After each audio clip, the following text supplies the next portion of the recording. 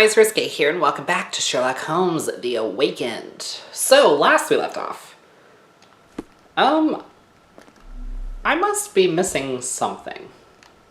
You know, it did say that I could interact with the door, but I feel like that's just to leave. Yeah, that's just to leave. Hold on, maybe I need to pin something else. Let's see.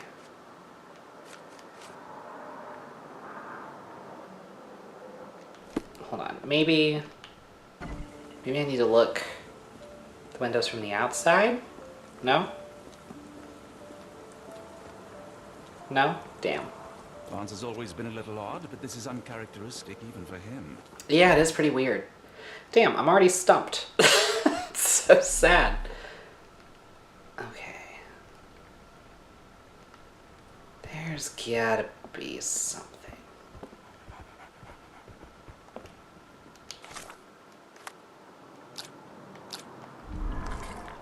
Then, okay, so that's done. I can't do anything else with that.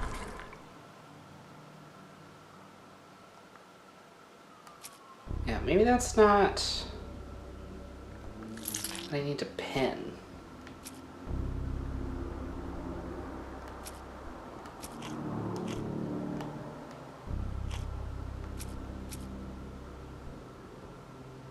I don't know.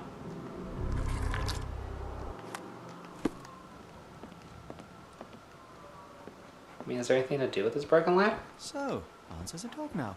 Who's a good boy? We're looking for a cactus needle in a haystack. A spine in a book stack? No, come on, Watson, think. You'll come up with something, don't worry.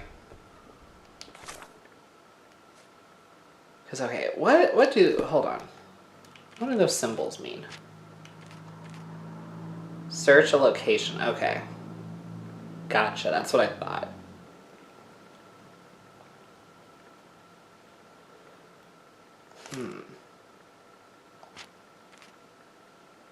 So, after selecting, hold on. My pause tab, select the question you want to answer. After selecting a question, try to answer it by linking relevant evidence. All evidence is broken into 3 categories. Each category appears on a different screen.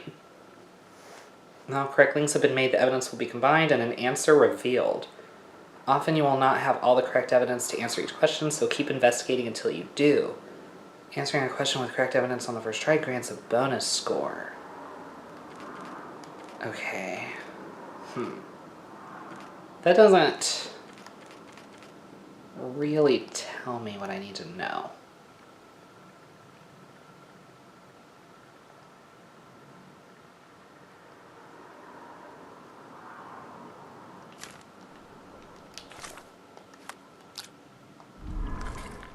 I just want to know why Barnes is acting so strangely.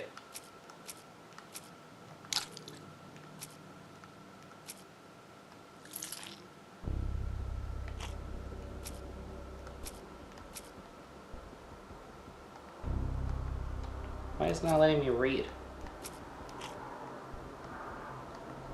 So I still have that evidence, don't I? So Barnes is involved in the scheme.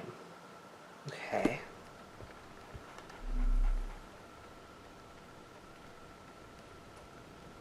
Just it doesn't look like there's anything else I can investigate.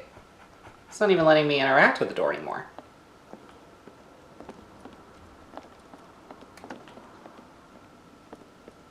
I mean, maybe... Yeah, there's nothing else I can look at here.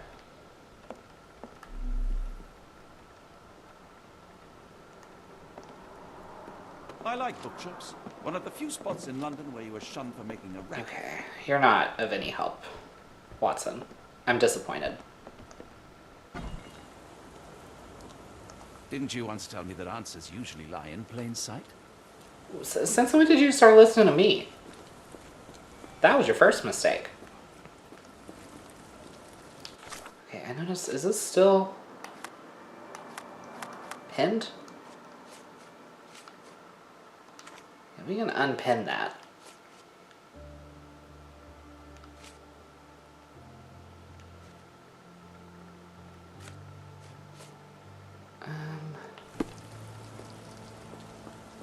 I mean, do we need to pin something else? It didn't say we did.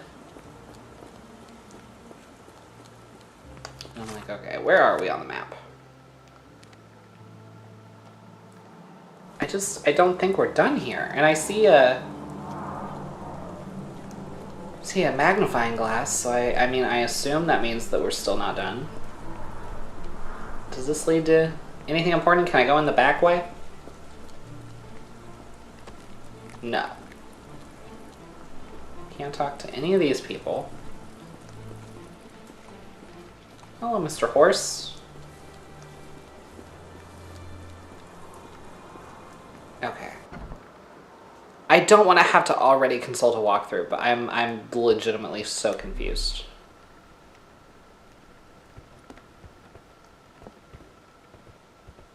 Hold on, let me consult this again. Just one more time. It's like...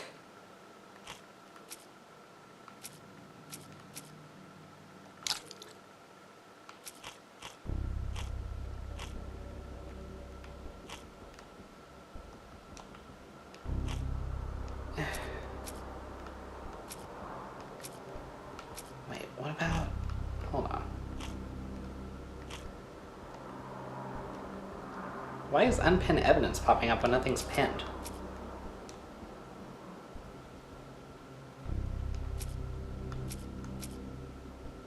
Okay, 1 second. Okay, so we need to pin this, right? Oh, we are done in here. God damn it. Now I'm mad. I didn't know we needed to talk to this chick again. I should have worn something warmer.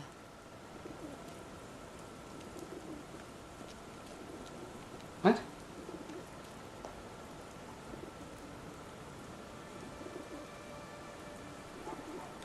Oh. Okay. Didn't know I could interact with this. Encouraging people to stop and smell the roses? Our national emblem. God save the Queen. Mm-hmm.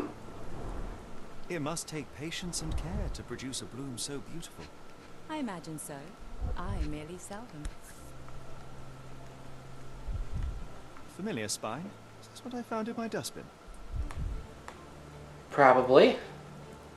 I would be surprised. The plot is damaged. The blow was severe, but softened by something.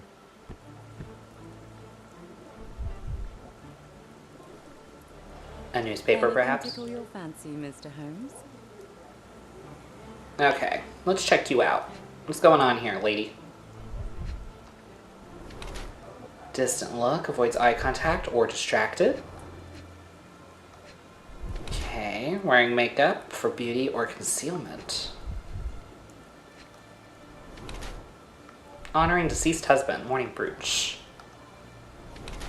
Luxury fabric, unusual for work attire.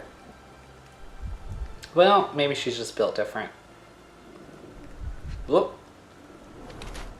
Clean boots, change shoes upon arrival.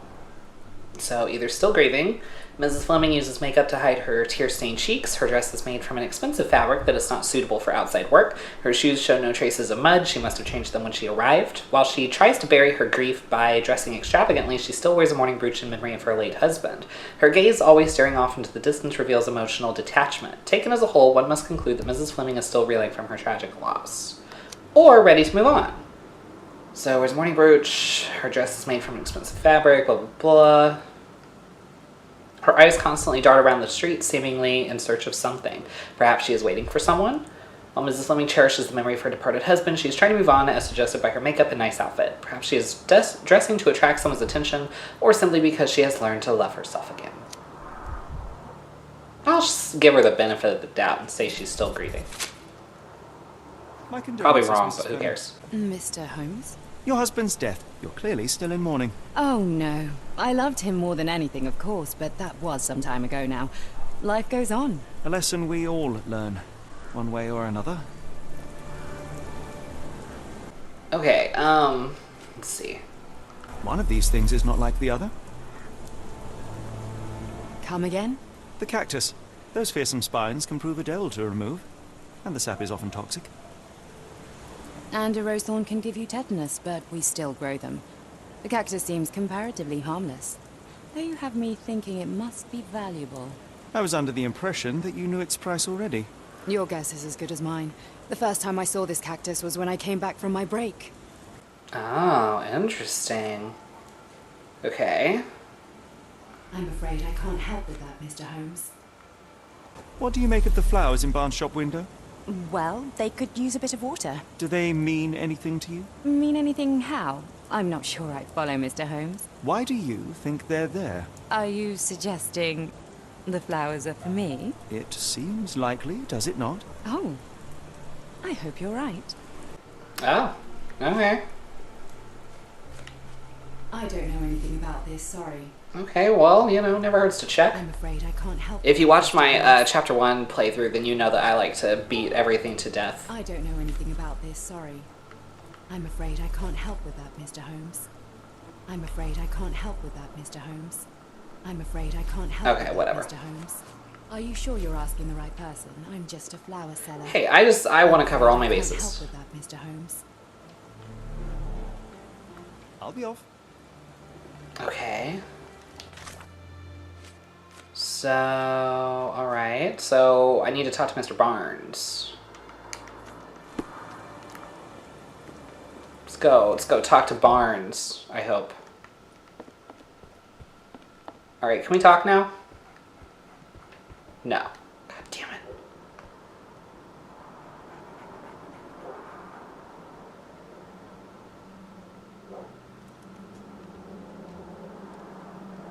What?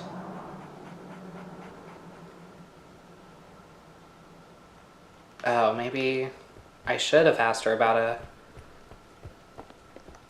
character portrait. They usually don't respond to those, so... I don't know anything about this, sorry. Are you familiar with Mr. Barnes? Yes, no, not really. Well, in a way. What on earth does that mean? I know who he is, of course, but we haven't shared much more than a look. A look? Yes. Each morning I go for a walk in the park with my dog, and most days I spot Mr. Barnes there with his new puppy, so we see each other. Actually, we once met briefly while our dogs played. He was quiet and seemed unsteady as he approached, but since then, we've never spoken. I often see him staring through the shop window. Sometimes I wonder what he thinks about that would etch such longing onto his face. Okay, there we go. Jesus Christ. Okay, so...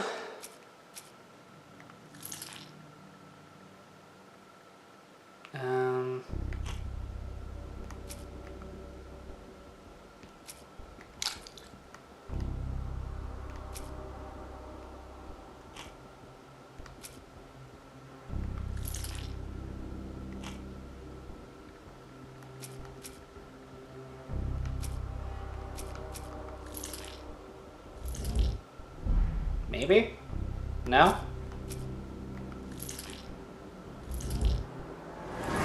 Aha! Mr. Barnes is in love with Mrs. Fleming. Okay, cool. Barnes displays a bouquet of dead flowers to attract the attention of Mrs. Fleming, a florist. He may hope she will come into a shop and give him watering advice, or it could simply be a symbol of his desperation. Barnes anonymously gifted her a cactus, which he ordered from the catalog on his counter. A questionable choice, but for Barnes, a symbol of his eternal love, since the catalog presents those cacti as immortal. Plainly, this is the same cactus he dropped on the Strand outside 221B Baker Street. Now to hear the full story. God damn, okay. That is... I think perhaps I have been chasing shadows. Do not despair, Mr. Holmes. Oh, Even whoops. the best of us make mistakes. We better tell Mr. Barnes what we've learned. Yeah, I agree. Let's do that. Mr. Barnes, I know what you did, and I know why you did it. I'm sorry, Mr. Holmes. I can't hear you very well from behind the door. You ordered a cactus from the plant catalogue and then left it for Mrs. Fleming as a gift. You place flowers in the window to get her attention and wear high heels to appear taller and more desirable. You are her secret admirer. I couldn't read this morning's edition of The Strand because it was covered in soil and spines. I know you dropped a cactus on it and then fled. Barnes, it's Dr. Watson. Rest assured we are not interested in disclosing your personal affairs to anyone, including Mrs. Fleming. Please come out. All right then.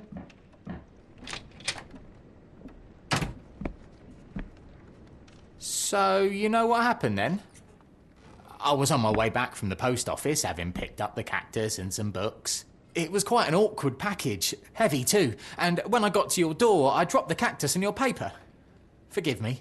I needed that paper to prove a theory and prevent a crime. Your actions were rather disruptive. Your clumsiness carrying the post is matched only by the clumsiness of your romantic gesture. Oh, it's true. I am useless with this sort of thing. I'm not even sure if Mrs. Fleming noticed. As in most things in life, truth is the answer. Cease with the abstruse signals and anonymous gifts, and simply talk to the woman. What is the worst that can happen? She rejects you, and you are freed from this endless purgatory. That... Yes, you are correct, of course. I do have a slight tendency to overthink things. Thank you. So, at last, we return to the matter of the paper. I'm investigating a string of burglaries. Did you perhaps read of any before the edition was spoiled? I don't recall, but you're welcome to read our copy for yourself. You had an issue of The Strand here all along? Well, naturally. I am a bookseller. I have a subscription to every magazine and newspaper in London. So you ought to be familiar with the concept of burying the lead. Oh no, my apologies, Mr. Holmes. I'll make it up to you however I can. I am an expert on obscure languages and translation and. Yes, okay. Just give me the paper. Yeah, this new, Mind Palace situation is gonna be... It's gonna be a learning curve. Okay, so, saltpeter explosion rocks docks. Locals at the Port of London had a rude awakening last night with loud bangs and thick red smoke disturbing the peace. Merchant ship Moskva had docked at Pier Inn 3 in the early evening en route to Europe when it was rocked by several concussive explosions. Excuse me, Jesus. The Port Authority is yet to comment on the incident, and it is unknown if any crew members were on board at the time. Eyewitnesses report seeing saltpeter leaking into the river, but with the area still off limits to workers and the public, it may be some time before we have a full account of what transpired. Come, Dr. Watson. Let us put this matter behind us. All right. Jesus Christ, that was rough. Okay, so you got anything else to add? Let me know if there's any way I can make it up to you. Tell you what, tomorrow's edition of The Strand is on me. Sounds good to me. You say free, I say yes. Well, that was an utter waste of time. An assassination did seem rather unlikely. There was supposed to be another burglary. I was certain of it. Something you wish to say, Doctor? No. Well, only that you have a remarkable faculty for deduction and pattern recognition. And that perhaps, if ill-applied... I see things that are not there. Yes. It is London. There will always be burglaries. Doesn't have to mean anything. So it seems. Forgive me. Without something to occupy my mind, I turn into an entirely different animal. Which brings us back to my news from earlier. I think I have a case for you, a real one. Truly? Indeed. Though perhaps not as thrilling as your stories from Cordona. A patient of mine, Captain Stenwick, told me that his servant disappeared. I said I knew just the man to help. What do you say? Oh, Watson. Yes, I know it's not the most tantalizing mystery, nor the story to launch my writing career. But... It's brilliant. Let's go. Oh, good. Well, his house is nearby. Come. Sounds good. Oh, Steiner's Mansion. Nice. Alright, well, on that note, we're going to go ahead and end this episode here. Hope you guys enjoyed. If you did, please give it a thumbs up, subscribe, share this with your friends, hit the bell so you don't miss an upload, and I'll see you guys next time.